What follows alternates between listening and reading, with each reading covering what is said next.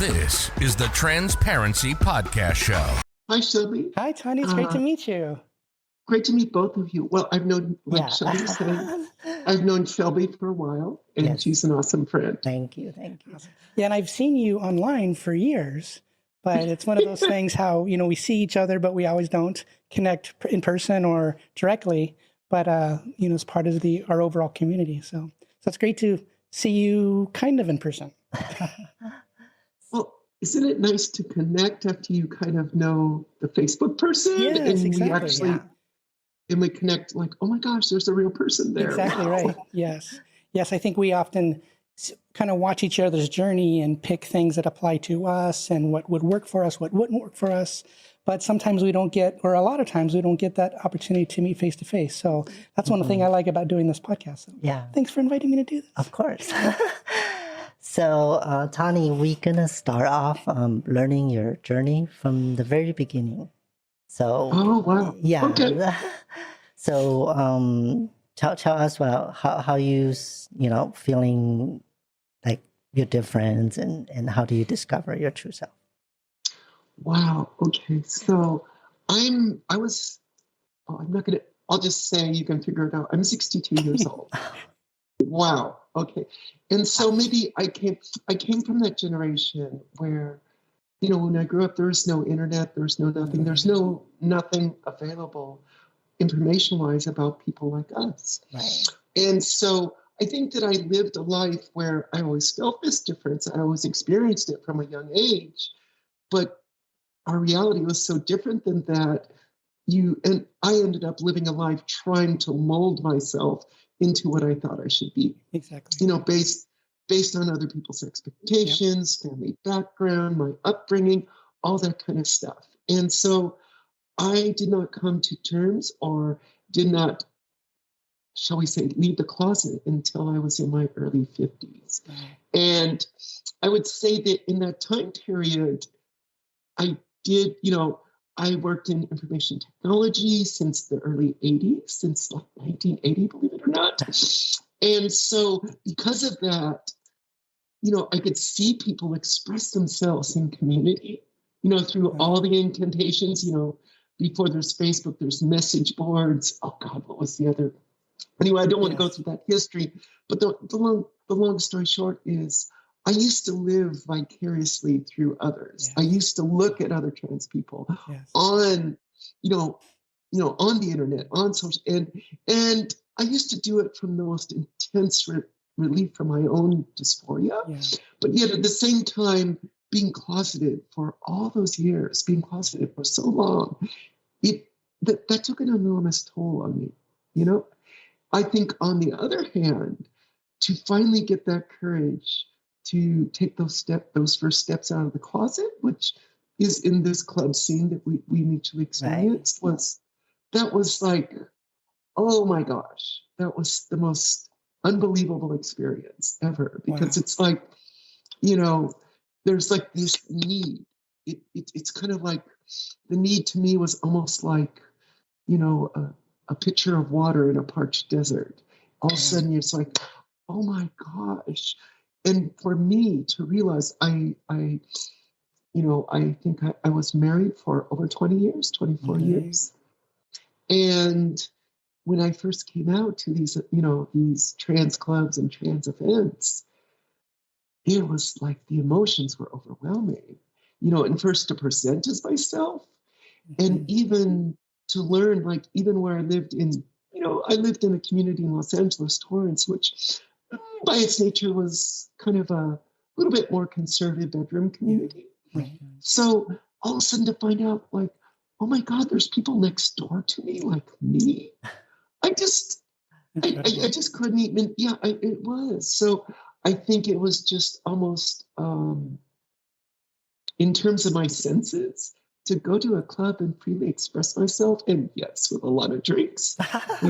Oh my, always helps. That was powerful. It was, thankfully we had that venue to express ourselves. Yes. I started with that club too, and I actually found the club by accident. Someone took me there.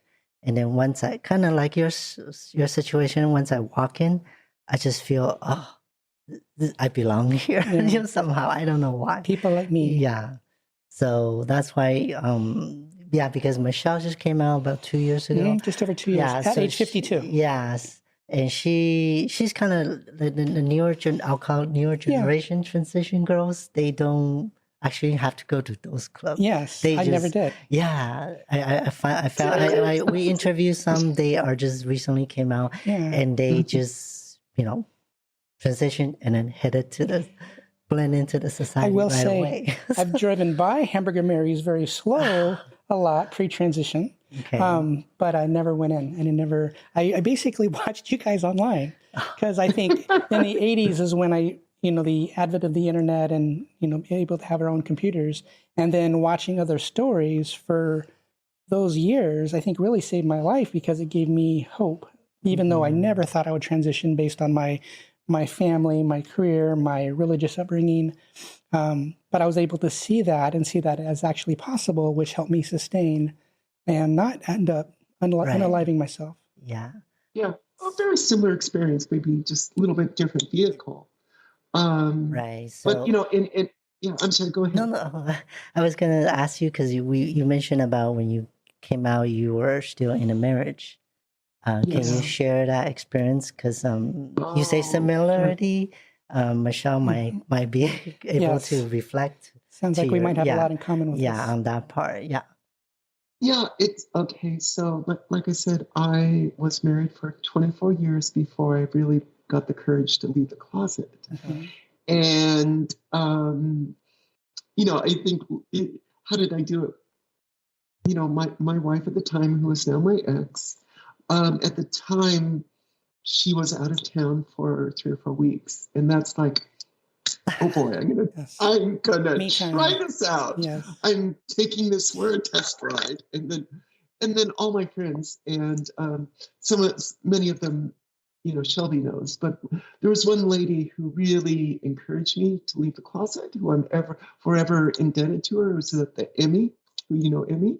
Wow. And I think she said something to me when I was just closeted online, exploring myself, and it never left me. She's like, what's going to be, what are you waiting for? And what's going to be your excuse next month? Right. And it's like, oh my God. Yes. So my wife was out of town at the time, and I took the opportunity to, engage a makeup artist, help with clothing, present, do the whole event, come back home. And, I think the way, once you do an act like that, you present in public for the first time with the gender to which you identify or that you're figuring out, that is truly an irrevocable act. I didn't understand it at the time. Right.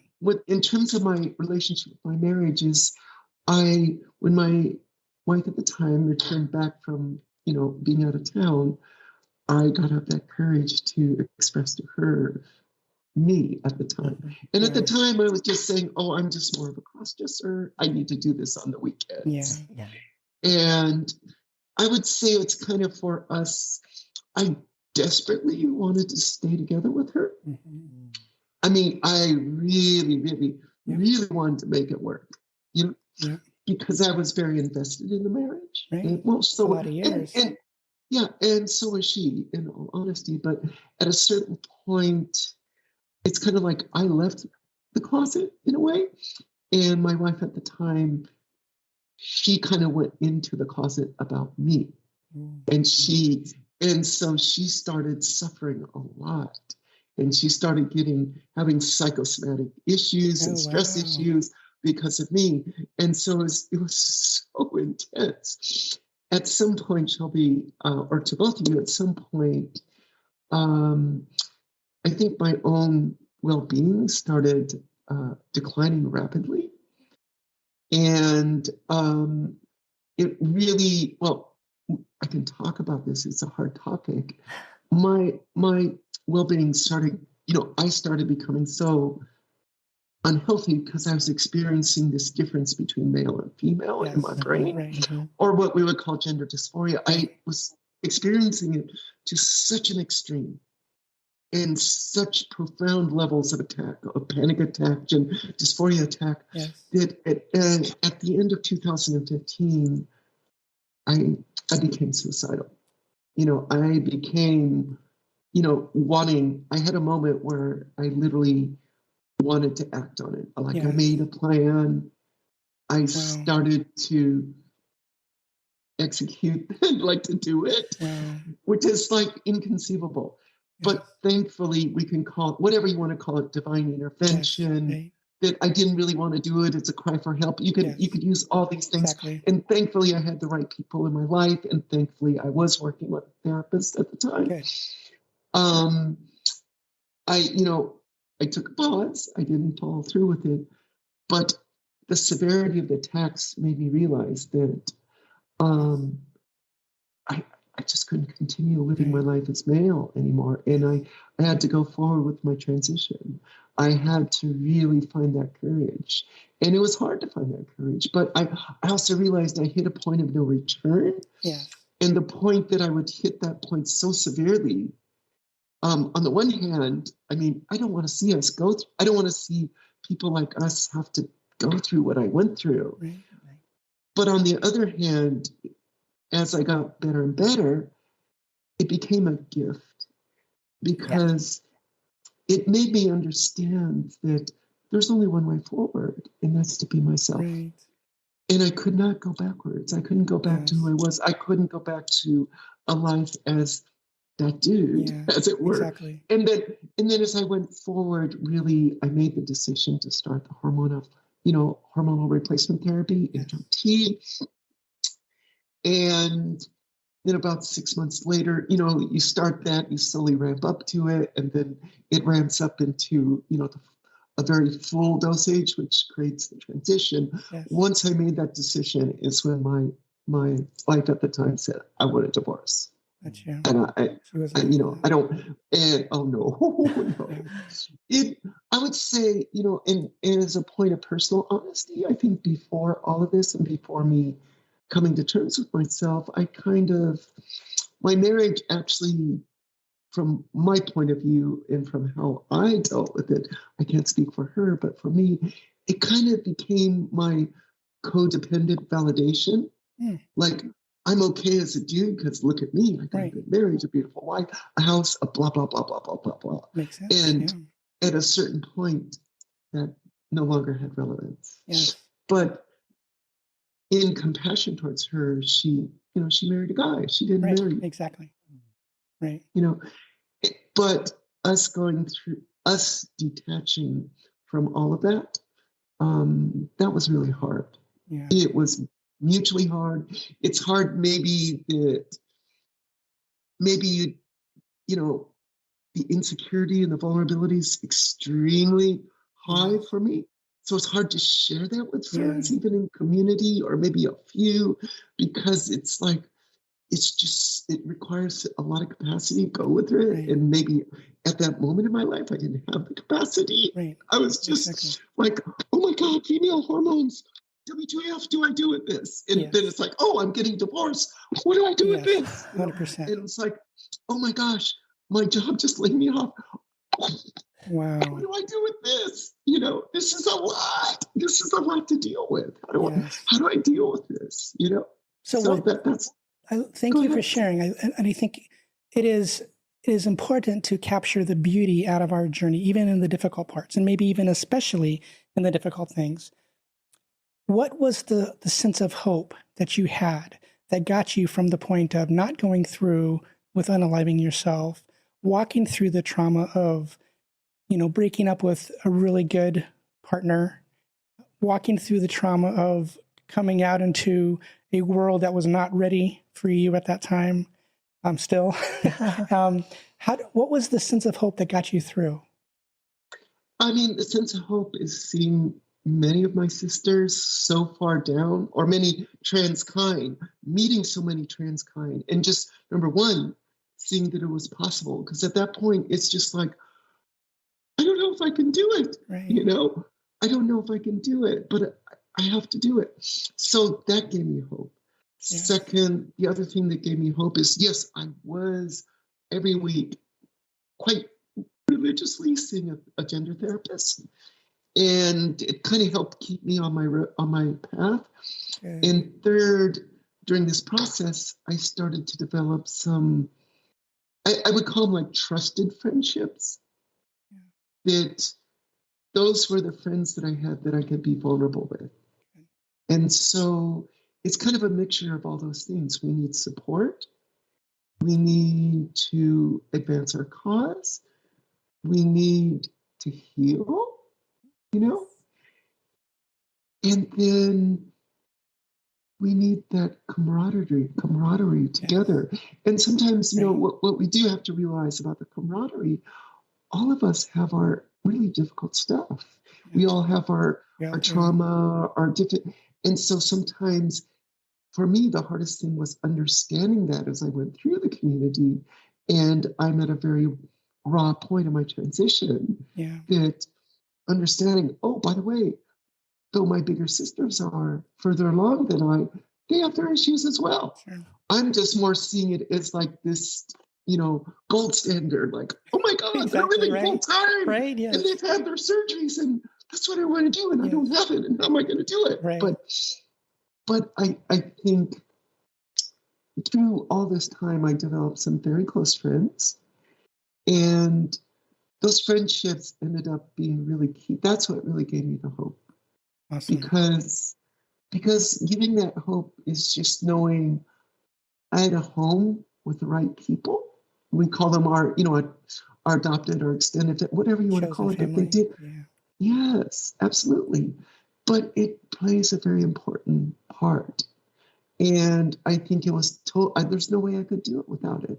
So I think in a way, we're all kind of standing on each other's shoulders or propping each other up or falling backwards and going forward, you know? Exactly. Well said. Well said. Yeah, I want to mention one thing because me and Tawni became so close. What she just mentioned is support, and everyone has their own traumas or depressions. So when I was in my depression, she was the only one came to my room at a time and knocked on my door. Oh. Yes, so I was very cool. At that time, I feel so embarrassed of myself, ashamed, and I actually pushed her out. I said, I don't want to see anybody right now. Wow. But because of that, we built up a very strong friendship. Wow. And when she said she can share vulnerable, that's why we're still doing after all these years. Yes. Yeah. So so I'm very, appreciate you doing that. So, give me hope at the same time too. Yes, that was part of your hope. Yeah, that's part of my hope because I couldn't see how, at that time, I couldn't see how am I going to dig myself out of that depression. Yes, so. Exactly. You say you've been through all that, struggling, and then become a full-time girl. And then you went through your operation as well. So can you share that experience with the audience? Sure. It's a pleasure. Because I've been, asking about doctors and seeking, what I want to do myself. Mm-hmm. So I think, to ask some girls or sister that been through that experience is definitely perfect. Ideally, exactly. So okay, how would you? I mean, there's so many aspects of this, but I'll just share how I did my surgeries, and I'll talk about, the first one. Is that okay? Sure. Okay. Yeah. So as of date, I've had 3 of the major surgeries, which is bottom surgery, or we could call it gender affirming surgery, SRS. It has a whole bunch of names. But second, I've had the breast augmentation, and I've had facial surgery, facial feminization surgery, and lots of stuff done to my face. And then as well, point of personal honesty to I'm wearing a hairpiece, but I also had hair transplant surgery. Okay. And that's coming along amazingly. And I'm hoping maybe in a year or 2, I will no longer be wearing my hairpiece. Nice. Wow. So I want to go back to my first surgery. Okay. And I think that's maybe the heart of the matter, is that we all experience our gender and we all experience our body dysphoria in a very unique way. For me, I intensely experienced it that I needed bottom surgery. Mm-hmm. I didn't experience to the point where maybe I wanted to self-harm or Right. self-mutilate, but there's people who experience it like even that intensely. Exactly. But I didn't experience it that way, but I experienced it that I always fantasized about having, can I say it on here? You can. I always fantasized about having a vagina. Yes. I always fantasized about it. And so when I started the transitional process, it's like, I can't explain it, but it's like this primordial drive was in me to do it. And so in 2017, though I'd been only living a short time full time, maybe 6 months, and my health insurance coverage was on a clock. It was called the Cobra because I'd been laid off. Yes. And so I was on a 6-month clock. So I went and did a consult actually in Arizona with one of the big doctors at the time, Dr. Meltzer. It's even stranger. His co-practitioner's name is Dr. Lay. And she's an incredible doctor, but unusual name. I may put it that way. I won't go anywhere with that. But anyway, when I did that first consult, all I can tell you is something, I would say maybe my confidence in the need was maybe like 90% confidence, 10% doubt. I did the consultation and I came away. The consultation to me, again, was like this rite of passage, religious experience. Right. I have to have the surgery.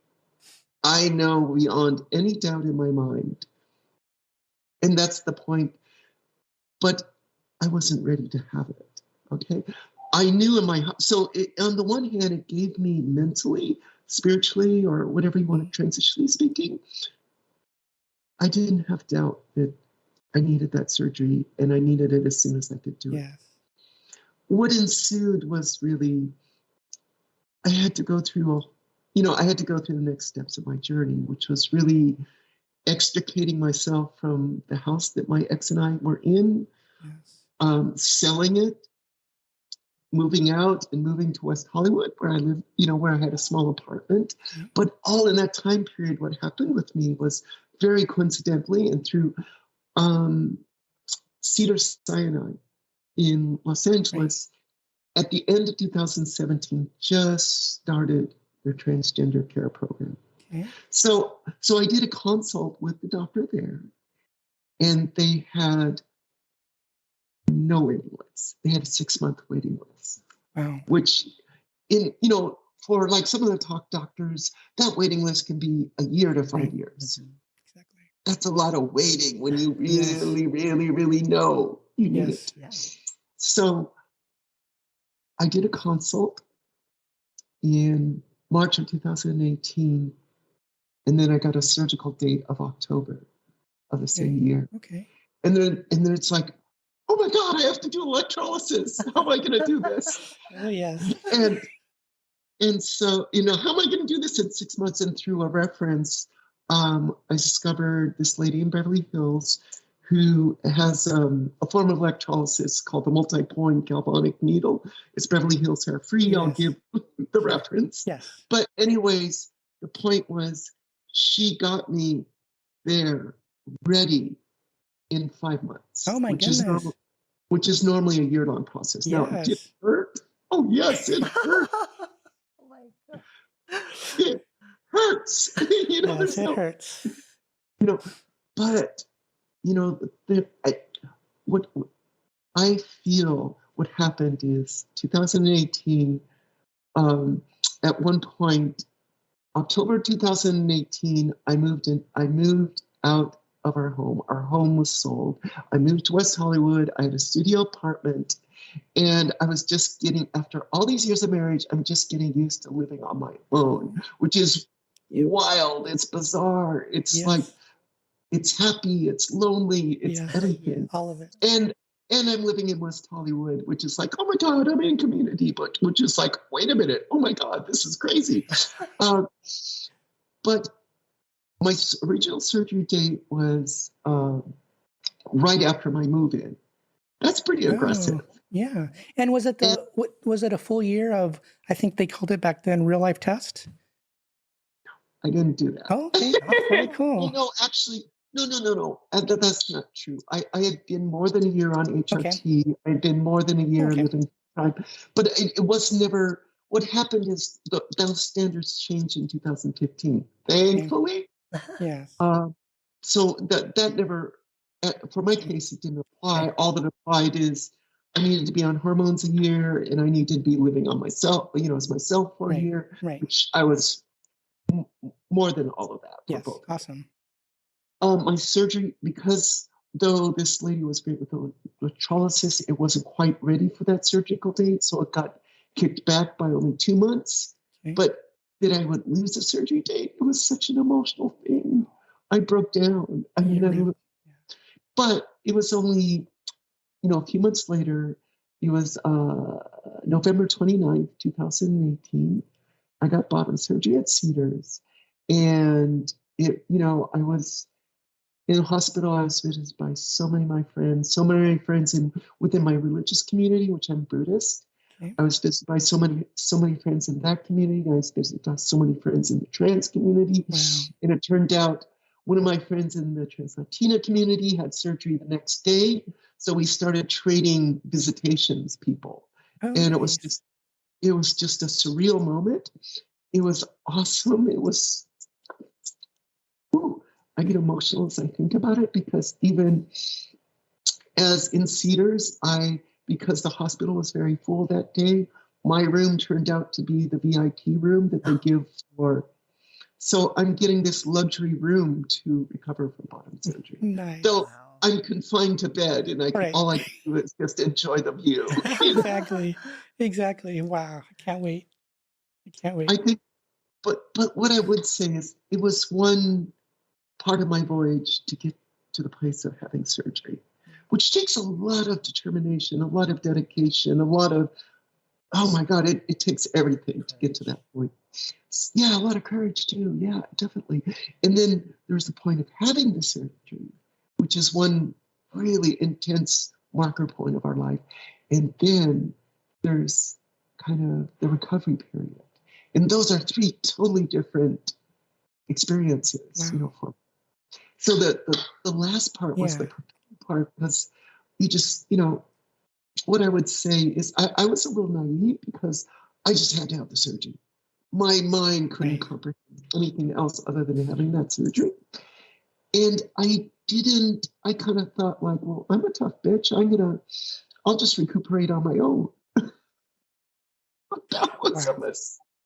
So, I had friends who drove me back from the hospital. I had friends who helped me shop. I had somebody else who helped me clean my apartment. But, really for the first first couple of weeks, you can't even drive. For the first few months, you're very restricted physical activity, but more, I had never had major surgery before. And that is one major surgery.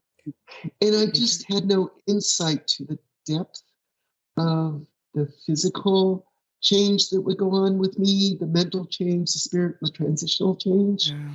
The change is incredible, but that post-surgical recovery period, which in all honesty, it takes about a year for everything to settle down. Yeah. And everything to come back into a new sweet space. But that was a very tumultuous year. That was a very like 6 months into 5 months into it, I dipped into a deep post-surgical depression. Wow. Like, this is not me. It's not my personality. I think Shelby knows my personality. I'm a people-forward person, but I went into such a deep depression. I turned off my phone and I stopped talking to people. Wow. And I just streamed Netflix. And the only reason I went outside is to walk my little doggie. I have a little mini pincher. She's outside now, but that was the only reason I left the house, was to walk my dog.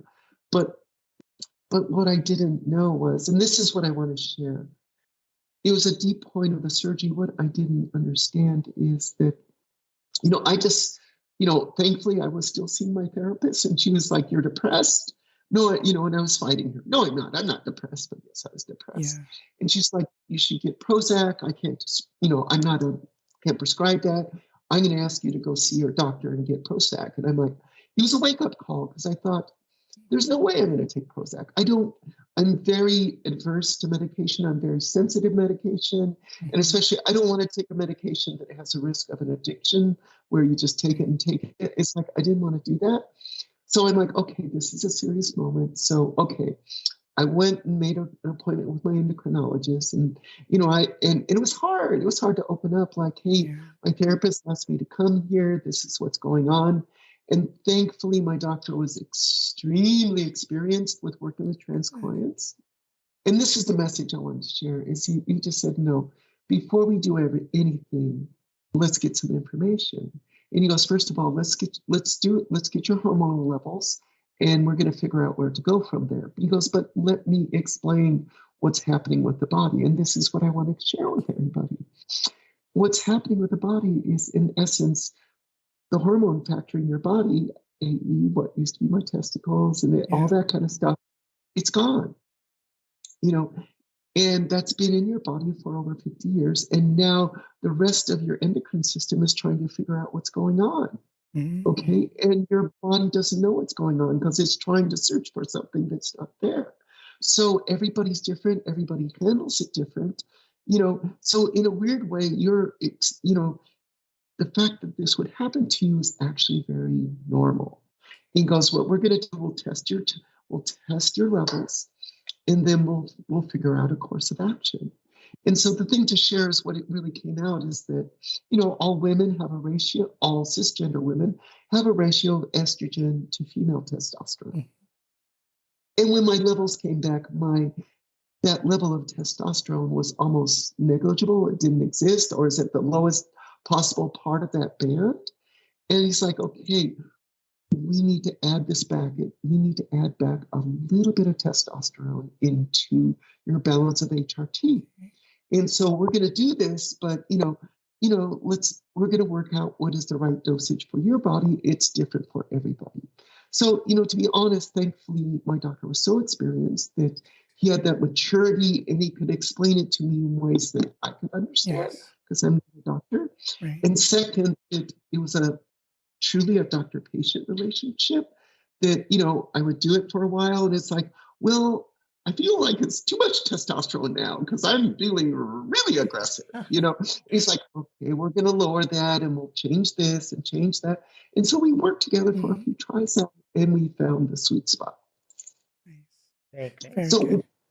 But I think what I didn't know these things going into it. And I find sometimes myself, and maybe less to a degree now because we have access, but we don't talk about these things when they go bad, or when we get into deep water. Right. And the truth is, we all get into deep water, and there's nothing wrong with that. But I put, and maybe as a community, we can all do this to some extent. I want to say this story like, oh my God, I did my live stream, and now I'm having sex with all these amazing people because I got what I wanted. Right. Woohoo! And then it's like, oh my God, I'm depressed and I just want to watch bad shit on Netflix. Yes, exactly. That was and I don't want to work. I don't want to do anything. I just want to have crummy protein shakes and I don't want to talk to anybody. Right. Yes. That's where I was. Yeah, I think a lot of trans women can relate to that. Personally, I felt, because I knew I had a lot of old friends that were watching me from afar, and I felt this pressure to all of a sudden be this amazing person because I finally got what I needed, from their perspective, or what I wanted. And then I just knew that I had to be an amazing woman. Right. But then, you deal with all these other stuff. Transition is what it's called. It's a transition. Yeah. It takes time. It's a journey. It's a process. And so thank you so much for being open with that, because that's something we don't always hear about, how difficult even the things that we need to do are and how that can affect us. Mm-hmm. And like all of our progression, there's highs and lows that come with the territory. That's right. And they're natural. Yes. That's the point of what I was sharing. They're natural that the highs are low. But, what I did by the time I had my second surgery, what I did do is I enlisted people to help me in recovery. because I knew I would need the help. And I also knew that what goes on up here is a lot. And it's good to be in the presence of another person who may think with more clarity than good. Very smart. and to give yourself space to recover. Right. Because, you know, I mean, you know, to be under surgery for a long time, you know, your body's got to go through a lot. It's traumatic. Right. And the change that's going to elicit internally, on the other hand, I would say that the bottom surgery for me, it did subtly feminize my body more. Like whatever muscles I had in my biceps feminized more. I softened up more, but even more my thought process feminized more. And it's very subtle. It just kind of grows in you. And that's for me, that was a beautiful point of the transition. Yes. It was the beautiful point to, you know, 7 months, 8 months, 9 months, 1 year to get to. And I think the other major thing, and I'll share this as me, and I love to share these open things, though my body was different, I almost felt this shyness again, like, oh my God, I'm a virgin again. What do I do? Do I go out and screw like crazy? Or but I think also it took me a lot to get used to my new body. Sure. It got me used to experiencing, you know, female orgasm. It took me a while to get okay with that. And it got, you know, okay inside of me. And then let alone to share that with another person was even more so. And it's just like, so these are, you know, with some people, maybe they just rip right through it. That's fine. That wasn't me. Right. I was very slow and timid. But then when it all settles in, it's like, wow,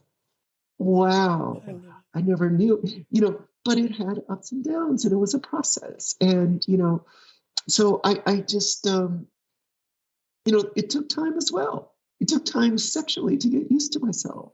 You know, it's like, wait a minute, I'm receiving. Whoa, wait a minute. I love it. Yeah, so very congratulations on your and thank you for sharing. transformation.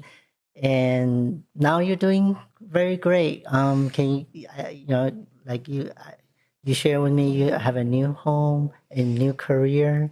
Can you share with us about your new career and new home? Thank you, Shelby. Of course.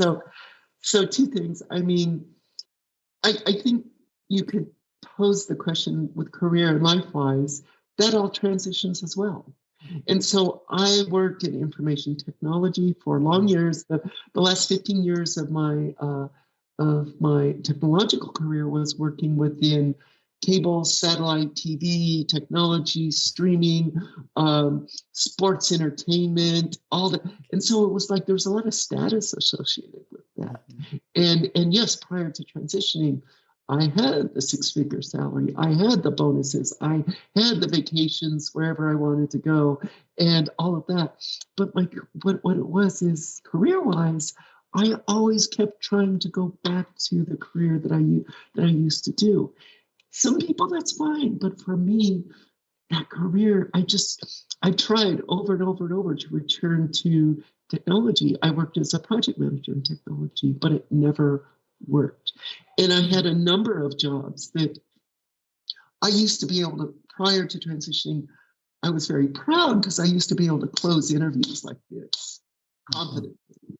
And as a transgender woman, I could never close. I could never close the deal. And I always had this thought in my mind, like, okay, once I get that gig, life will be good, everything will be on track, and boom. But it just never really worked out. And I think I had one job that I wanted so bad, and I got an interview for a program manager at Google in the Bay Area. And I went through the interview process, it's a tough interview process when you interview with a prestigious company like that. And, and when you get a call from a prestigious company like that, you take that call, right? As a professional, you take that call and I did my best to make it happen. I got like 5 steps through it's like 5 different sets of interviews, like different, here's your primary, here's your second, 5 different sets. Wow. And I didn't close it. And it was, for me at that point, it was heartbreaking because I can do this work. I know I can do this work, but I didn't get it. And what it made me do, and I'll talk about it made me realize that let me look towards other things. Maybe this is the point in my life where technology is no longer my career. And I was holding on to it like other things of my previous life. I was attached to it, clinging to it, holding on to it desperately. And little by little, I had to let go of that. And so what I found more of a career path is I became, last year, I was looking seriously at a path of becoming a traditional therapist, but I approached it from an alternative route. And what it was is I got certified as a hypnotherapist. Okay. And why did I go that route? I went that route because I can quickly address things and beliefs that people have, that we all have. We have beliefs based on our life experiences. And at some point, those beliefs serve us, and at some point, they no longer serve us. And as a hypnotherapist, I help people attach when there's not serving them. And it could be any number of issues, but I help people change those beliefs and allow them to walk into a new reality to what they're going to. So in a way, my lived experience is now what I can offer back to people. And as I progressed as a hypnotherapist, I'm engaged in other methods of it. And really the beauty of what I do now is I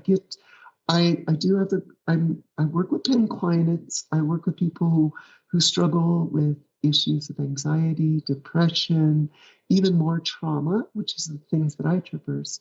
But now I've started out serving those areas, and now I'm refocusing that back to offer people community, because what I can do with hypnotherapy is for the things that I can get to root cause issues, I can get to that very quickly. And not that I know better, but more I can help the person on the receiving end elicit their own healing process and deeply heal and change themselves to go the direction that they need to be made to be. So my new career is actually a dream. Wow. And I never imagined it to be true. And because I can get people there relatively quickly, I can have sessions that are, 1 to 3 sessions, I can get somebody where they need to be. And it's like, okay, my role as a hypnotherapist is done and you don't need me anymore. I don't want you to be seeing me for a year, 2 years. I don't want that. I want to address this so you can move on. Yeah. And it's a pleasure to do that. It does something to me. And I want to start offering it more towards community, but also I want to more start serving LGBTQ youth and as well families of those LGBTQ youths, because each has a profound voyage. And I feel what I have to offer as a human being, my life voyage now has it's in such an intense, beautiful place. And my career it's relatively new, but it's a career of purpose and passion. And I'll cover the other topic you're sharing about, because in a way, my transition, like many of us, some more than others, I had to lose, my transitional journey was, I had to lose everything about my life as him. I had to lose it all. I had to lose my house, my marriage, my status, my career, many friends, and part of it, my family, part of it, all that stuff. And many of us share that journey.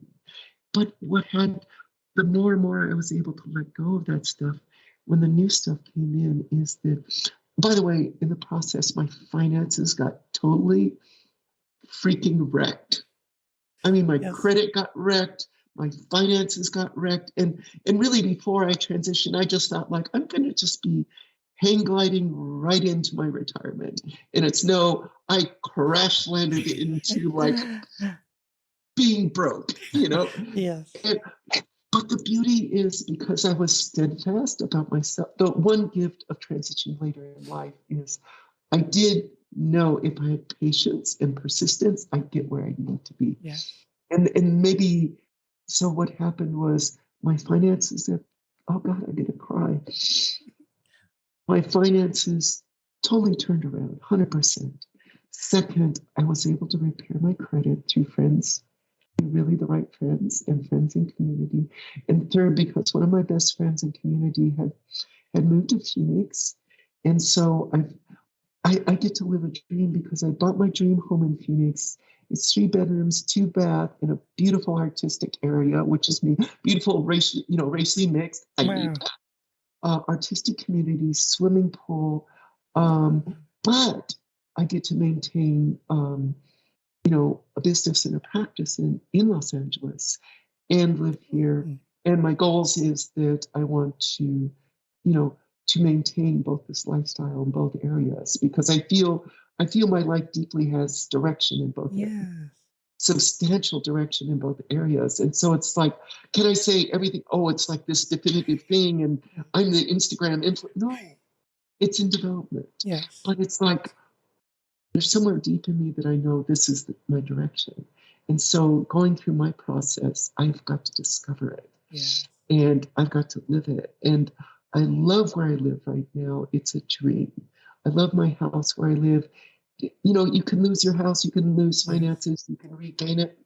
But right now, I think what I have, what I never had before, I have such an appreciation for what this means. Oh, Appreciation to have lost it and regain it, and to have something so beautiful in my life is unreal. Because when I started transition, I couldn't imagine this. I couldn't imagine this was possible. I thought that was everybody else, not me. Yeah, right. That's so amazing to look at from when self-harm was crossing your mind, all those years where you didn't see a way out, you didn't know what was going to happen, to compare that to now where you're living purposefully and you found a calling that is so important to helping people get from where they are to where they need to be. And that's so beautiful. So amazing. Yeah. It really is a privilege to share. It doesn't mean that I'm perfect. It's perfect. It's the hugest growth project to realize, oh, I am now, this is my career. So part of my career is now, in addition to being a therapist, is a business owner and a marketer and an entrepreneur. Yes. And right now that's in my infancy. And that is the most enormous growth path right now. And it's great. It's great. Like, oh my God, I never knew I'd be going in this direction. These were the things that I always avoided because not me, but guess what? It is me. Yeah, exactly. Yeah, sounds like you turn your experience into your professional now and give back. And what I do is it's a form of hypnosis. Okay. And this form of hypnosis is actually called conversational hypnosis. Okay. So most of the time when we think of hypnosis, we think of somebody like Sleeping. putting you to sleep, Yeah. or maybe doing a performance act, or even doing things like people do like regression, like past life regression. Right. But this is totally the opposite. And it's kind of based on the idea that when we converse, we actually can produce moments where sometimes you're talking consciously, sometimes you don't realize it, you may be talking unconsciously. Yeah, so when I was doing a clip, when I was editing your clip, I rewatched your episode and I found out that because we kind of describe what you do and what kind of session will look like, and I just had an idea that okay, maybe we should do one as an example. And since myself, I've been having a little, I won't say issue, a little because my mom passed, so I have a little emotional impact these 3-4 months. And so I actually talked to her a little bit, and I do see a pattern that I had before when I was in my depression. So I was that's where this episode's idea came from. So we were gonna do a little sections, right? Mini sections, Yeah, or like example sections. kind of a demonstration. Yeah, demonstration. And the funny thing is that when I do a session, Right. I don't have any preconceptions of where it may go. Right. Okay. And sometimes my sessions can take a long time because it's really delving deep into our inner world Yes. and how we experience it. Okay. And so, first of all, to start off, I just like, the passing of a loved one is a major event, especially a parent. Yeah.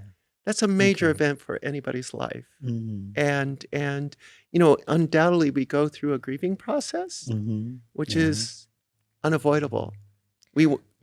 Yeah. I do have the moment that I feel sad or miss my mom, but somehow I just feel consciously I'm fine, emotionally Mhm. fine and still do my stuff daily. But then I have this sleeping disorder, or the pattern is very, very off. Like I go to sleep like past midnight and I can wake up like 4 o'clock. And Mm. then I can function all day without napping or resting, and then that just does, it's just not me before. I see. So I don't know. So you're here to tell me. Sure. Well, no, we're just gonna Yeah, go on a little. conversation. Yeah. Okay. We'll Yeah. just go on a voyage together. Okay, So, sure. first, are you kind of comfortable how you're sitting? Are you relaxed? I Well, think so. as relaxed as one can be, right? Yeah. Yeah. So I just, this will be a conversation, Sure. and should anything come up that you're not comfortable expressing, that's It's okay. okay. This is Okay. yeah. And also, I just want you to know, like, I'm really here and I'm with you, like, 100% with you. Okay, sure. But, what we can do is kind of have a little fun with it. So Okay. you describe it like you're experiencing right now because of everything that's gone on. It's like a Uh-huh. sleeping disorder, or I don't know if that's the right term to call it, sure. but that's something different that I notice, in my daily life. Mm. I can still eat. I can still do my work, but when I do my work, it's like, especially this past week, it's like, from the time I wake up to the time I go like ready to sleep. So it's nonstop. So I'm not sure. I'm trying to, replace doing something to cover up the sad part or the depression part. Oh, I see. I'm not sure, but Okay. the sleeping pattern is definitely off, and like 12 something and 4 o'clock wake up. That's like 4 hours sleep. That's not normal. Right. And then I can, like I say, I can go all day the next day. So Yeah. So it's kind of interesting. So you're saying, you're sleeping not normally, 4 hours sleep, maybe less, right. and you're noticing like you're working all the time. Yeah, and I also want to just give it. No, I didn't take any drugs or anything. Sure. Yeah, the only thing I kind of do is the vape, but that's it. That's not really gonna cost me. Okay. Yeah. Do you vape normally? Just picked up this past month or so. Oh, Yeah. okay. Yeah. Okay. So it's kind of interesting though. You mentioned that you're working a lot, like lots of hours. Well, And I've been working a lot, but I take breaks or relax a little bit. sure. Now I just full on. So you're full on working, Yeah. no breaks. No break. Well, breaks Mm. maybe bathroom breaks. Mhm. But, yeah. So I'm just kind of curious, Okay. when you're working so hard, hmm what are you experiencing? What are you feeling? Well, I kind of give myself a new schedule starting this year, so it's very tight. And in the term of feeling, I don't think of feeling. All I know is one. Let's say the video releasing strategy, it kind of work. We have more subscribers, so I said, oh, I just tell myself, okay, this is working. Mm. That's probably the only feeling this past 2 weeks, because I just started a week ago. Okay. 2 weeks ago, actually. Okay. Yeah. So for a couple weeks, you've been working a lot, putting in a lot of hours, and maybe you think there's like a connection between your sleep pattern and you're working a lot. I don't know. Well, I don't think I cannot sleep is because I'm worried. I don't feel any of that. Or I don't feel like, oh, I'm not going to finish my work, so I have to wake up early. But I do have sometimes I miss, because let's say if I go out with friends, I might miss some couple taxes tasks, and then I might wake up, okay, do it early Mm, to cover, mm. to make it up like that. But you're mentioning you're worrying. Hmm? You're worrying. No, You're not? I think I'm not. Oh, you think you're not. Okay. I don't feel like I am worried. Okay. Yeah. But you're sleeping different and you're Yes. working a lot. Uh-huh. Okay. Yes. What did your mom mean to you? It means it means a lot to me. It means a lot. She's Yeah.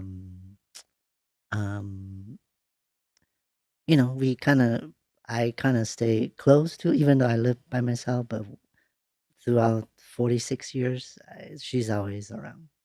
She Mhm. never goes somewhere that like far, far. And, the most is like she went back to my country for a month Mhm. years ago, but that's it.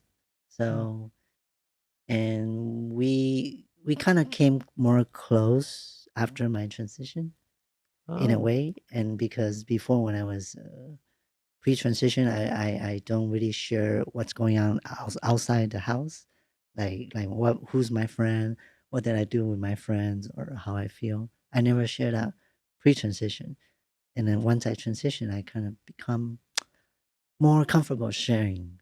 Like, Mm. okay, I'm hanging out with Tawni, and we take pictures, selfie. We're gonna go eat this place. We take picture. I share with her, uh, messaging texts. Mm. Yeah, so she never met any of our friends, but she does know each one of them. So as you Yeah, transitioned, you became a lot yeah, we're a closer. lot closer, and like we talk every day. So right now, Mhm. there's few days that I did not fully spoke it full sentences. Sure. I text, like, text is like talking to yourself, kind of, right? You have a voice inside. But Mhm. I never. But there's a few days that, because usually I talk to my mom on the phone, and now and then there's one or no, probably 2 or 3 days I don't speak a word to a real person. Yeah. So Yeah. yeah. Sure. So Sure. I. So Mhm. she's a powerful force or a strong connection for your life. Yes, like personal, and I think this my work attitude or Mm-hmm. ethic is all coming from her in a Oh. way, because growing up we saw her working very hard, long Okay. long hours. Yeah. Yeah, restaurant business. So she have to prepare the stuff and be at the restaurant right before the opening, and then after closing she have to cleaning and do the accounting, and Right. then go home. It's like 10, 11 o'clock, Yeah. and then repeats So for you're many years. so it's interesting is that you're mentioning, your mom's work ethic. That's Hmm. something that you got from her, right? Hmm. Yeah, So I that's a, think that's a so. very powerful thing. And then Uh-huh. but it's very interesting if you think about it right now, Yeah, I just you're kind of you're working realized. very hard. Yeah. Do you think like, it's kind of interesting, don't you think? Yes. Now when I'm just talking to you, I just oops. Oh yeah, Yeah, like but that. so that's So interesting. You just had a thought come somewhere. yeah, because I, yeah, I don't know. Is that Yeah, that's is that is natural. that is that natural? Is that That's natural. Of normal? course it Because is. because when she's around, I do work hard, but not as this extreme. To be Mm, honest with you, yeah. I have So, break time. I go to meet friends and hmm hang out. And so you're even doing, COVID time, not yeah. like that. But So. well, it's interesting. So you use the Mm, word extreme. mm, okay. Yeah. Yeah. Yeah. No, that's okay. It's interesting. So, I just want to point out a couple things, if I may, to the Yeah. Go audience, ahead. is that Mm, so when we're speaking, when I said the word extreme, you mhm. kind of laughed. Your whole tone of voice changed. See, Okay. you're like just like you did right there. Mm-hmm. So that's your emotions are expressing yourself through your body. Your subconscious is expressing these things. Mm-hmm. And so these are the things where it just piques my curiosity, like, wow, there's something really there. There's something. So Yeah. we can kind of amplify that in a way. By amplify, I mean, let's explore that a little more Okay. because, Sure.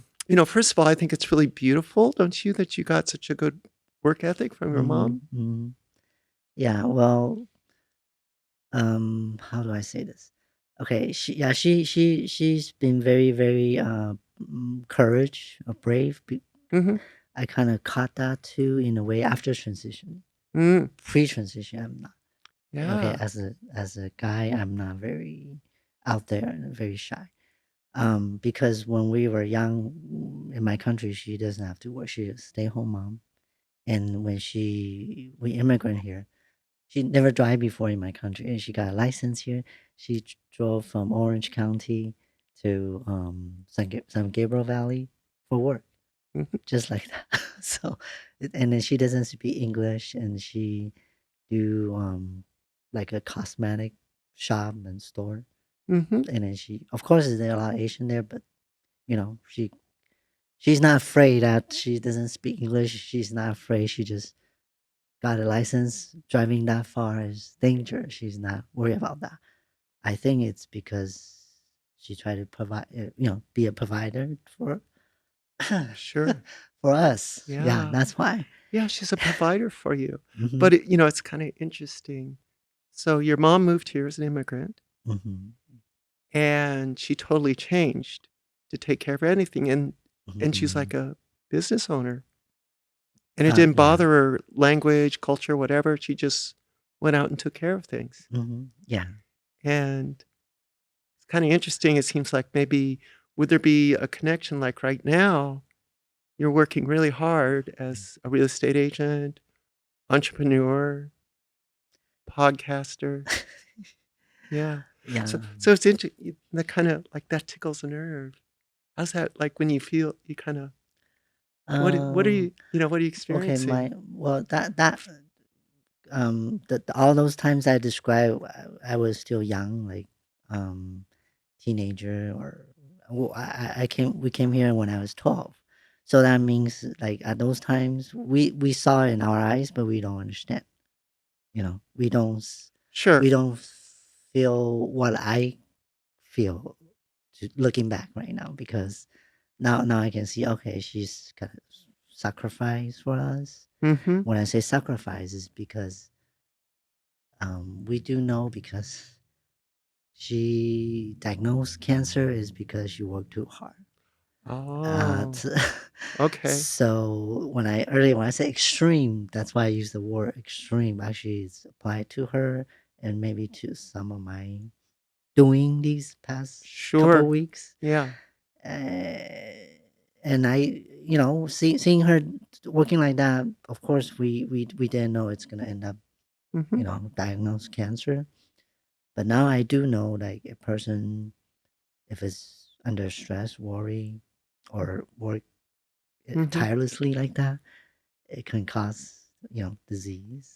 Mm. And Okay. of course, me and my sister say we don't want to end up like that. Right. So, Okay. I don't know. So that means I don't know. What I'm expressing right now after her passing, is it because Yeah. subconsciously I miss I her, don't know. and Yeah. maybe that part was ink in me, so I'm doing that unconsciously. I Mm-hmm. don't know. No, it's okay. And I just want to comment. It's kind of Mhm. like as we're talking more and more, Yeah. there's like a depth and a richness of experience you're expressing, Right. you know? Yes. And and a richness of your emotion, you know? Hmm. And so I'm just kind of noting that. Yeah, I never really share this with anybody, Yeah, actually. well, I again, Yeah. we have the blessing of editing. You can share or not No, no, share. no. I'm fine with But that. Yeah. also I thank you for being so open with me. Yeah. And it's Yeah. kind of It's it's called interesting transparency. because what comes out of us as people, Mm-hmm. we all have these conclusions in our life that we kind of run on, right? Mm-hmm. And it's natural, it's a human experience. Mm-hmm. So right now you're having a very powerful human experience. Yeah, I do. Somehow, I do feel a invisible force Uh-huh. pushing me in a way. How do you experience that invisible force? Um, like, well, before, as our sugar friend knows, or sometimes I mention on the podcast that, like, my last emotional impact was my relationship breakup. And now this Oh, is replace of that. That's like last chapter. I kind of feel that way. That's last chapter because like, when we do things, we ask why are you doing it, or what's the motivation behind mm-hmm, it. I think that one it's already juiced up. mm-hmm. I think that kick is already done. Is already probably there, and now it's another gear of kick. That's how I feel. Okay. Like yeah, maybe that will take that experience will probably take me from there to here now, and then now I'm feeling like there's an invisible force to lead me or push me to go further apart. Mm. Do Yes. you, when you think of this invisible force, if you just take a moment and think Mm, about that invisible force, is there anywhere like in your body or your mind you experience that? um, I think it's on my mind, So in your my body, my mind, and plus a little yeah, emotion because sure. I So hold on. okay, go So ahead. so where in your body would you experience that invisible force? like like the way I work, I think because I never work like that, so I kind of like Okay. feeling I can go all day and sleep 4 hours Mm-hmm. and keep S- going and going. So So I that's what you know. I think that I have that kind of drive or attitude is because of emotion pushing yeah. and Okay. What? yeah. So you have that drive, that attitude from the invisible force Hmm.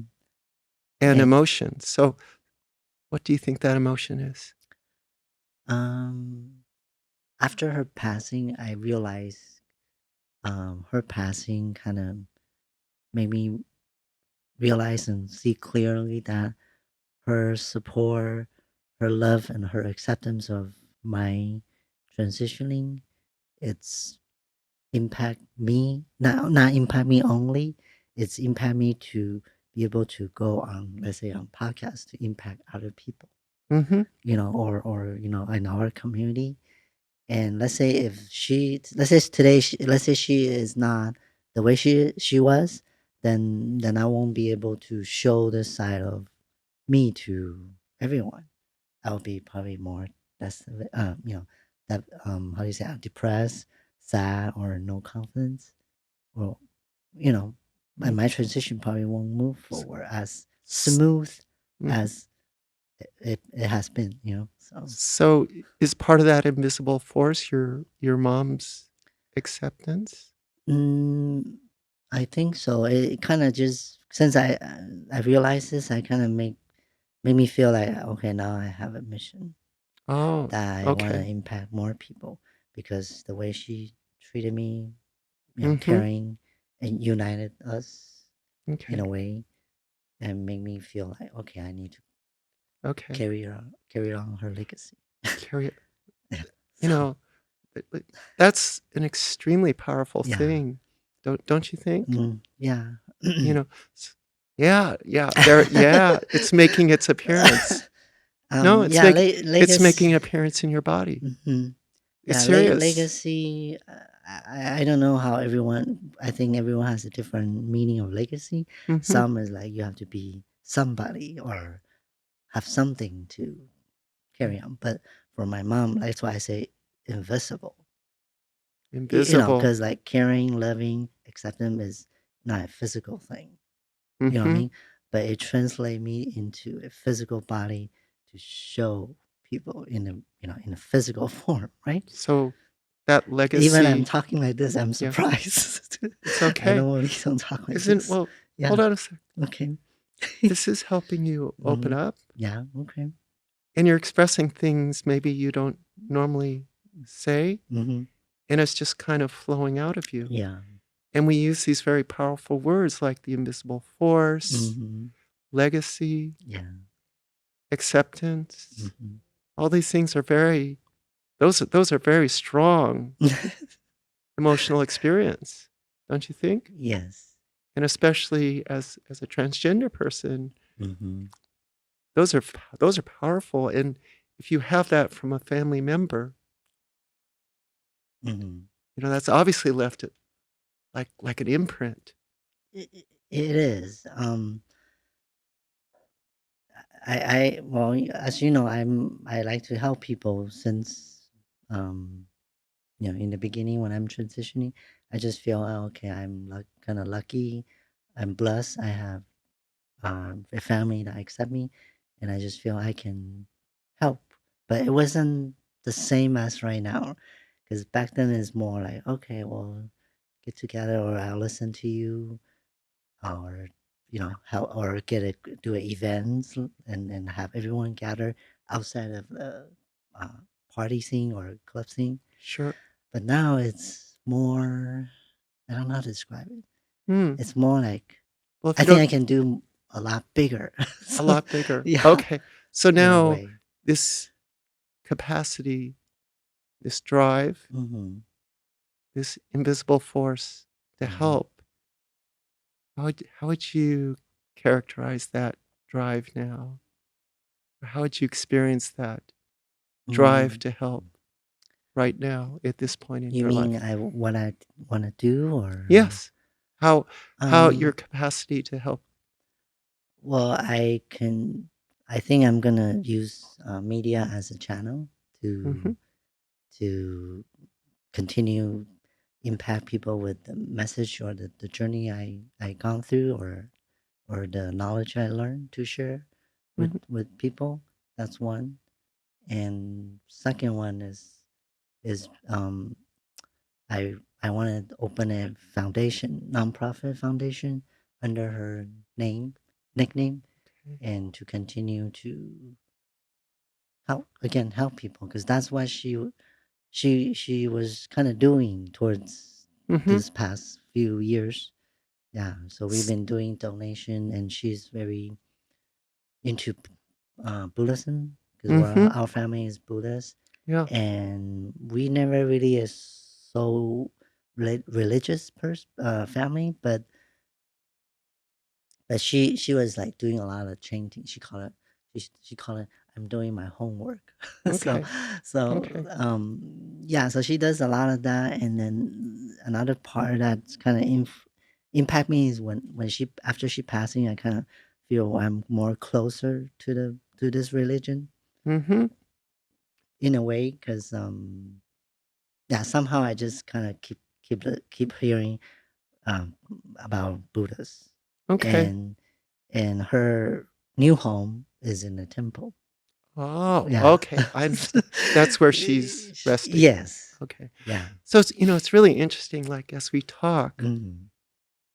and even though you might not think you're going into a trance, or I'm making you go Mm. into a trance, Okay.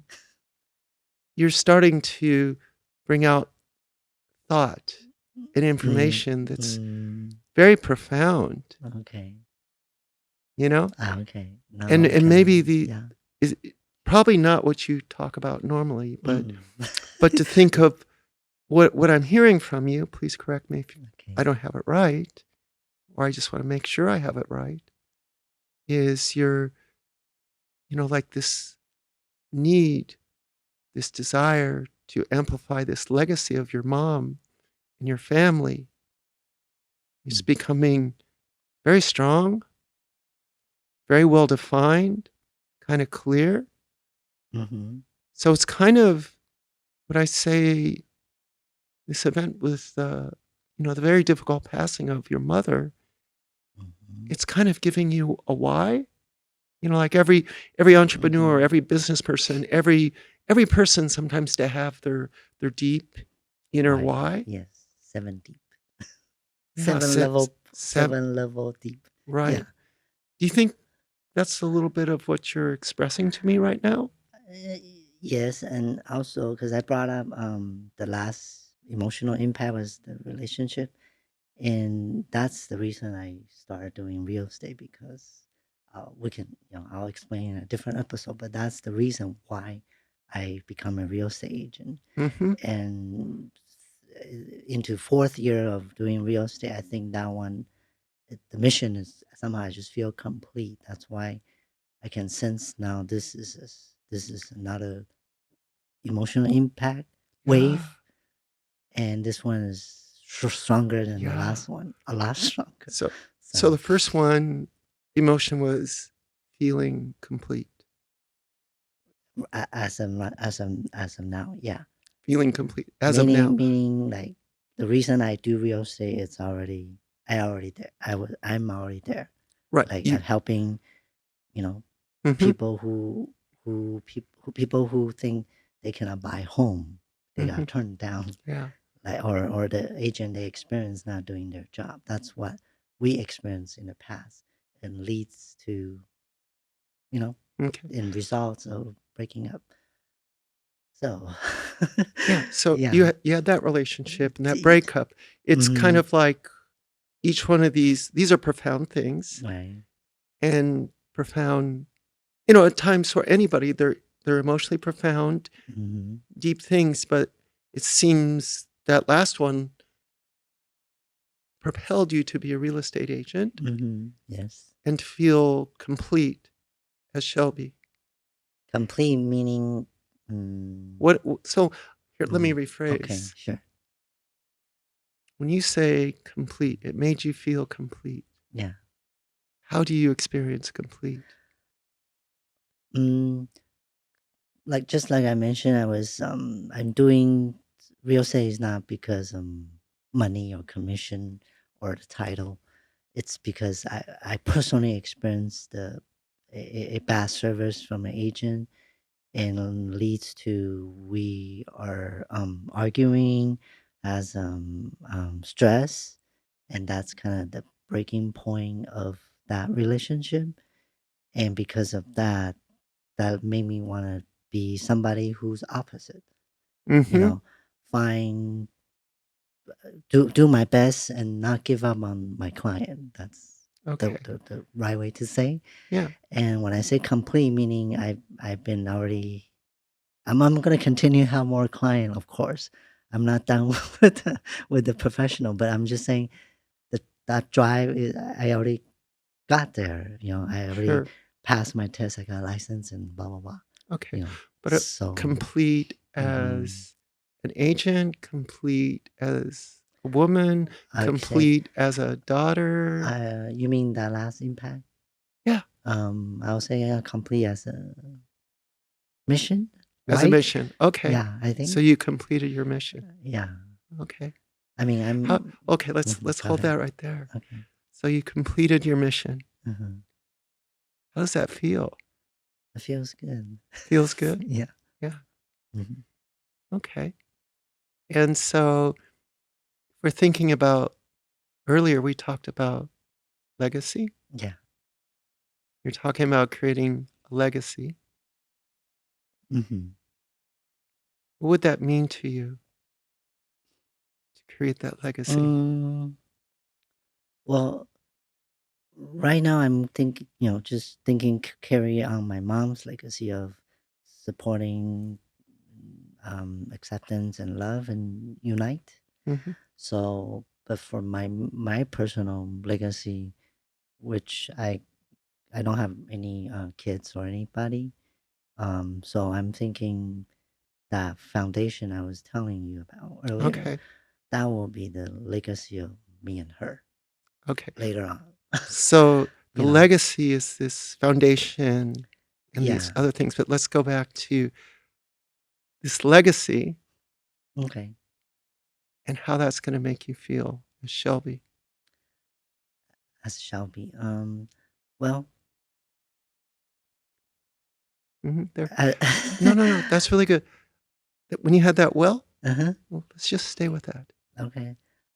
What? Well, as shall be meaning, okay, if shall be as a trans person, let's say out in the open, it will.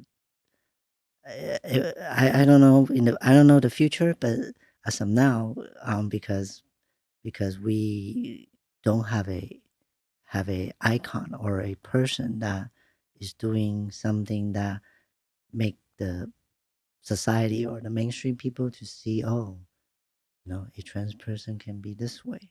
Hmm. It doesn't have to be work at a grocery store. It doesn't have to be, take on living on the street or something like that. Sure. So that's the part that it doesn't have to come from me, personally as my legacy. But if I can impact another person who can do better than me or show this part to the world, then that's still, So, yeah. so to show to the world what a successful person can be. Yeah, because we tend to have this label, I call it, Yeah. What is that label? meaning like we will consider us a minority, right? Okay. They consider us a minority, and certain like ethnicity background is considered minority. But I'm thinking opposite. I said, why we have to be minority? Why can't we be majority, right? Okay. And then in order to be a majority, you have to, in their eyes, we have to be, Oh, their eyes. we're not a burden to the society. That's the word to say, A right? burden. Do you? Yeah. Okay, tough question. Do you feel like you're a burden to society? I'm not right now. You're not right now. Because? Because feel I'm contribute to the Okay. society or the Okay. community. Yes. What are your, in thinking of doing this legacy, do you think, when you think about your legacy that you're working on right now, Mm-hmm. and you're working so hard, but Yeah. then you're working so hard Mm-hmm. about your legacy, but then you're concerned about overworking like your mom. Yeah, because when she found out that I'm a trans, this is what she said, word for word. I mean, my sister translate word for word. She said, "It's okay as long as you're happy and healthy." Mhm. So, healthy is in there. So, and happy, I've been through. Everyone been through happy and unhappy, or yeah. So I'm trying to keep myself healthy, so she doesn't have to worry. Okay. Yeah. Before and after, and now or after. Sure. Spiritual way of worry. Yeah. Yeah. Mm-hmm. But you're working really hard. Use the word extreme. Mm-hmm. Yeah. You're working extremely hard, Yes. and your mom overworked. Mm-hmm. That brought about the cancer, you feel? Mm-hmm. Yeah, we feel that's the main cost. And you also feel your mom wants you to be healthy and happy. Yeah. Healthy and Yes. happy. Yes. So there's a little Conflict. Yeah, a little conflict, right? Uh-huh. Yeah. Yeah. How can we resolve that conflict? I don't know. Yeah. No, we can just think about. Do you think that will No. that's the reason why it caused me have sleeping disorder because I'm conflict? Could be. Yeah. So I know we can just take a minute, Mm-hmm. think about that conflict, or think about. Hold on. Take a minute and think about resolving that conflict, because you're working extremely hard. Mm-hmm. You're working extremely hard. Yeah. And you want to fulfill being healthy and happy. Mm-hmm. Well, I think that will be contribute to daily habits. Daily habits. What I eat, I exercise. Mm-hmm. I know sleeping right now is off, but I'm Yeah, sure sleeping is off. slowly, What do you think the sleeping being off is telling you? Something's wrong in my body. Okay. Or my Okay. mental. I don't know. Something. Well, hold on. Something's going on. Yeah, something's going on up there. You pointed up here. So something's going on up here.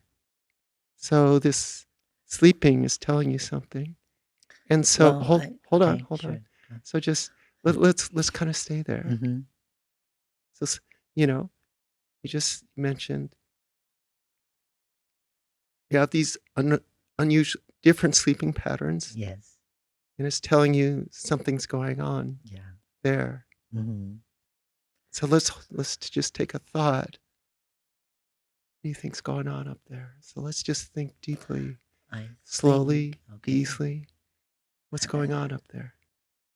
What's going on with Shelby I up there? think What is it trying my to tell you? personal thinking is because I I mean, like I mentioned earlier, I have emotional moments, and those are unpredictable. Mhm. Sometimes it just comes. Unpredictable emotional Yeah, like all of a sudden moments. I'll just thought of her or miss her, or and other time I'm fine. Mm-hmm. And I think maybe I'm doing extreme work or something to get rid of that Mm. weak. I mean, not weak, but I don't want to victimize myself. Maybe that's why. Okay, sure. What do No, you? no, this is really we're getting to kind of the heart of the Yeah. matter here. So you're working hard. Mm-hmm. You have these emotional moments. Mm-hmm. You th- so when you think of these emotional moments and working hard, let's just keep our focus right there. Yeah, it's kind of I think okay. yeah. I think I'm maybe not just avoiding victiming myself, but maybe avoid me being depressed Okay. because Mm-hmm. I kind of describe if I go depressed Mm-hmm. and I discover a certain pattern that I will kind of do something really stupid. Sure. And I don't want to go through. I don't want to go there again. So I think maybe subconsciously I'm trying to hold on to that, I not see. fall down. I see. And I maybe by see. doing work, and I might Mm-hmm. get I don't know. So Dopamine? I okay. don't know. So again, we have to say is like to experience emotions Mhm. about a passing of a loved one. Right. That's a normal human experience. Yeah. Yeah. So You say and that. Many people actually say that. Say this is Mhm. everyone have to gone through. Mhm. Maybe because when I describe it, maybe people think I'm trying to avoid it, which maybe I am. So Maybe you are. yeah. Maybe you are. And that would be a normal emotion too. And I did share with one of our mutual friends. She said maybe I subconsciously I'm depressed. Mhm. Subconscious, I'm not aware, Oh, but on surface, I'm still okay. doing my thing, doing podcasts and Mhm. work, and I don't, So I maybe cover up. subconsciously you're depressed. That's what she thinks. What do you think? When I hear that, I think, oh, maybe she's right. Mm. But it's hard to, Mhm. I don't know. To me, it's kind of hard to be aware of Yeah, it is certain hard. things, It is subconscious hard. thing, Sure. because unless I had an experience before, just like the pattern I mentioned, the But depression. yeah, but we're here right now. Yeah, I know. We're here right now. Uh-huh. And it's kind of you're here right now and it's free. You have the freedom to experience anything, Uh-huh. Okay. you know? Yeah. And we're all human beings, right? Yes. So, maybe it struck a nerve when you heard that from your friend. Yeah. I just kind of have like a aha moment. Aha moment. Yeah. Yeah. Yeah. But I still cannot So, no, find out if it's an aha moment. Yeah. And we're right here talking about it.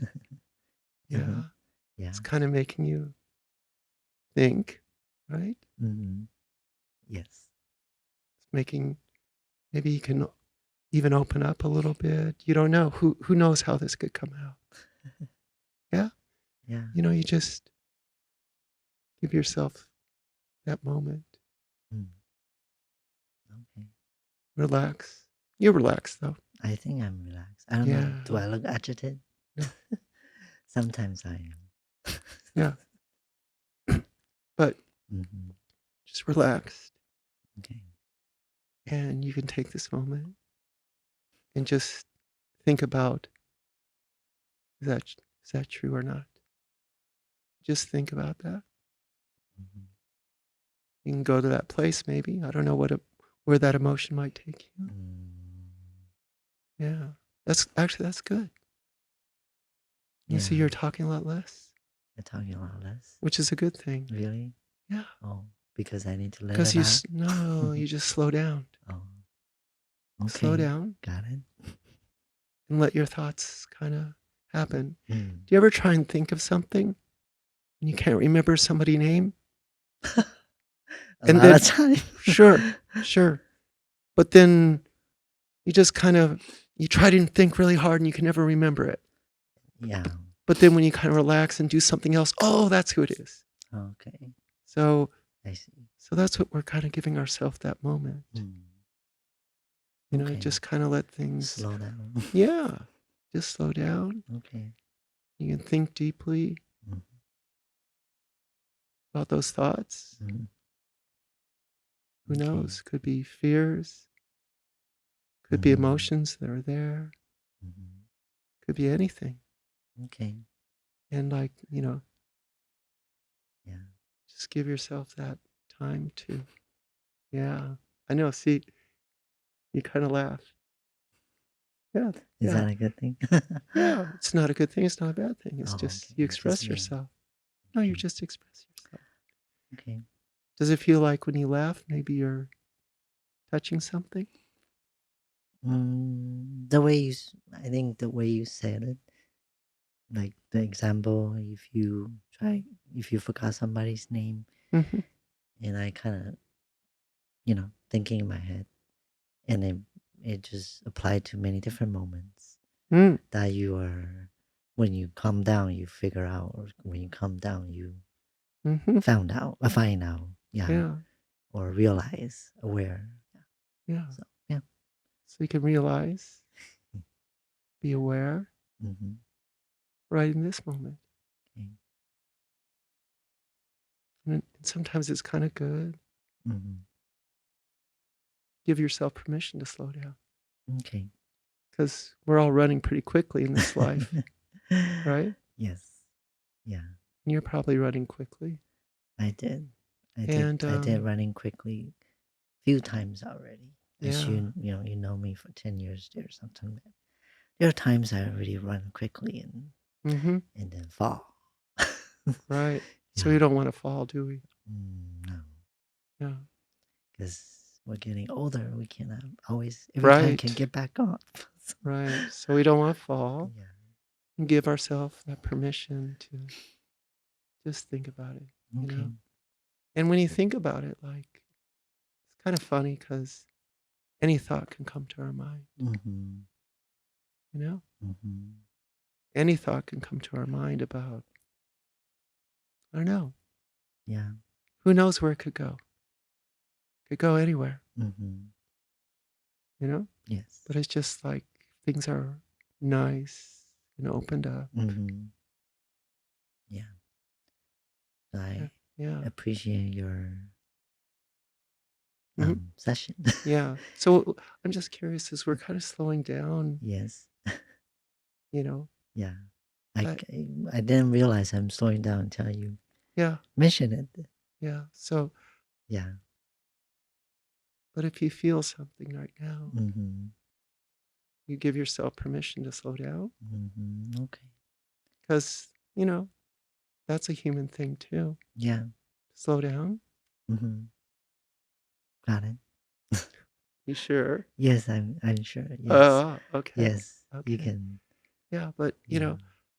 um, sometimes we feel so many emotions. Mm-hmm. Sometimes, it's kind of scary, Yeah. and you mentioned some things about your past. Mm. You mean the downfall Well, part? could be that. I mean, you're Yeah. talking about depression. Yes. So Mm. with this extreme work, is that kind of running from that depression? I Or think so. you think so? Mm-hmm. Okay. So how would you imagine How do you experience when you think of extreme work on one side Mm. and depression, the fear of depression, just the fear of depression, not depression? Mm-hmm. You think of those two thoughts, you just keep those two thoughts in your head. Okay. All right. I will. Yeah. So you have the extreme work, Uh-huh. depression, Okay. fear of depression. Fear of depression. Yes. Is that right? Yes, I do have that. Fear of depression. Yes. Fear Yeah. of depression. Don't want to Yeah. go down that road again. Yeah. You don't want to go Yes. down that road. Uh-huh. That's, well, it's when we think of roads Mm-hmm. and you're thinking of this fear of depression, what other roads might you be able to travel? I don't know. Healthy. Happy and healthy. Yeah. Okay. So you'll be healthy. You don't want to work so hard. Yeah. Yeah. So it's like, as you start to think of things, Mm-hmm. you want to be happy and healthy. Right. There's this fear of depression going on. Mm-hmm. So we kind of come to that place. Mm-hmm. Yeah. Yeah. And it's okay to have fear. So Mm-hmm. that's a human emotion too, right? Mm-hmm. Right. Yeah. So maybe if you just kind of, like you observe that fear, Uh-huh. maybe shake its hand. Huh? Shake its hand. Shake its hand. Yeah. Fear. I don't know. But when we think of this fear, when you, Shelby, Mm-hmm. think of this fear, Okay.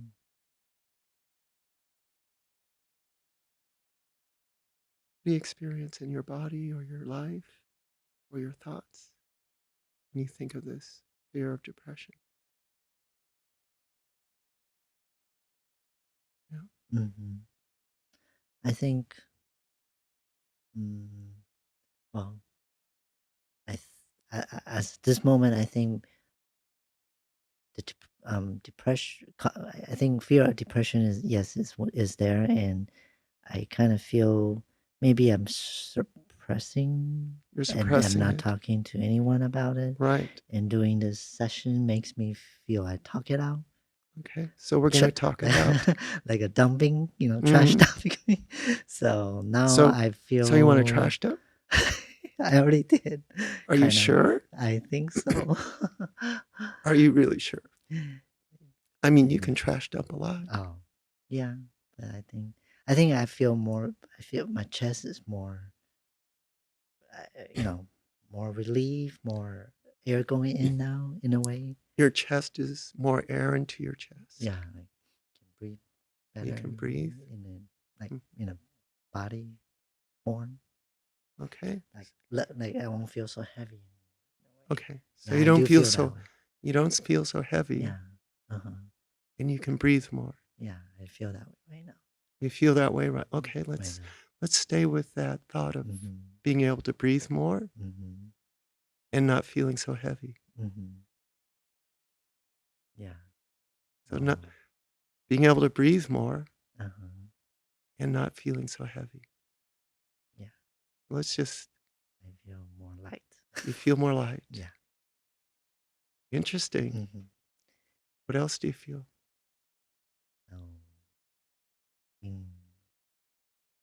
Better. Feel better. Yeah. Okay.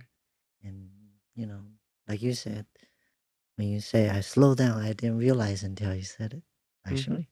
So maybe I just need to talk it out. Mm-hmm.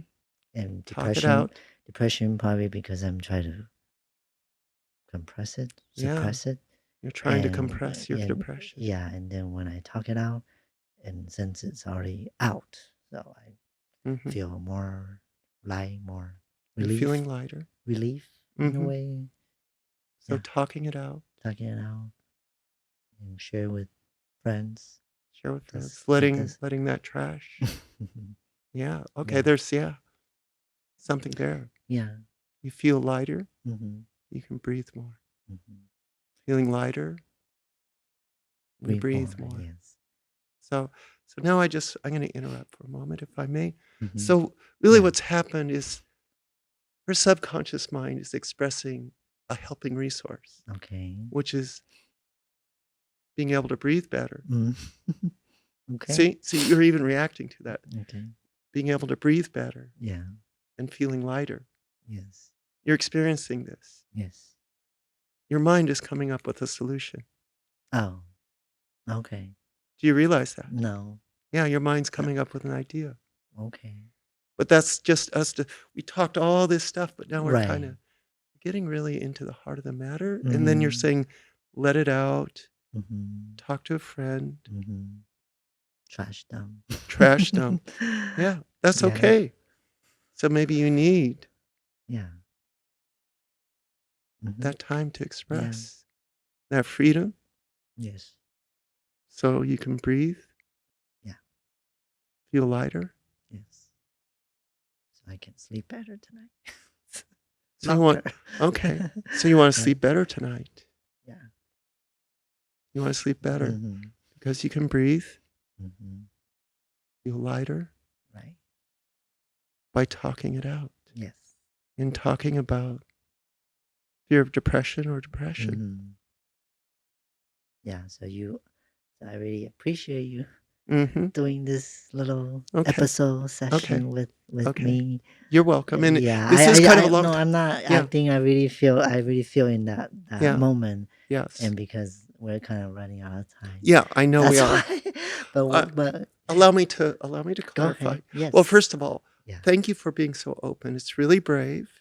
It's not easy. And Mhm. as you do these things, you're letting things out that you're resisting.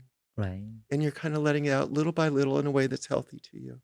Yes. And so the thing that what's happening is our mind, our subconscious mind is one of its job is to keep us alive and to protect us. Mhm. Yes. Okay? Right. And so there might be some resistance to these emotions. Mhm. And so it's kind of like just gently opening up for you Mhm.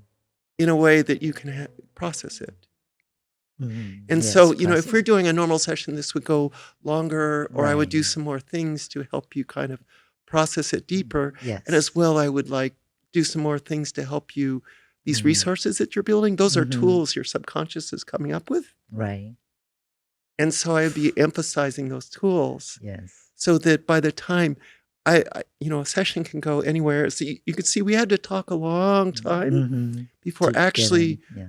we're getting into this real Right. heart of the matter. Yeah. But getting in the heart of the matter is kind of beautiful because there's a change. There's a change in your body. Mhm. There's a change in the way you talk. There's a Mhm. change in the way that you're reacting. And so at this point, this is where we're really dialoguing with your subconscious. Mhm. Okay, got it. Yeah. So thank you for allowing me to demonstrate, but more course, thanks thank to you. you because Thank you you, have to be thank really you. brave to do this. Oh, well, I really have to, like I say, find a channel to fix this.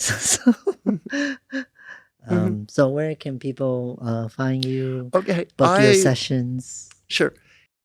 I will supply a Calendly link where you can book a free strategy call. And basically in this strategy call together, we can figure out if it's a good fit or a good match.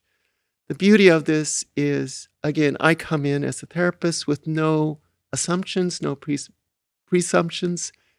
We just get to this point where we actually kind of get to the root and the heart of the matter and bring about a way that you, the person, in this case, Shelby, Mhm.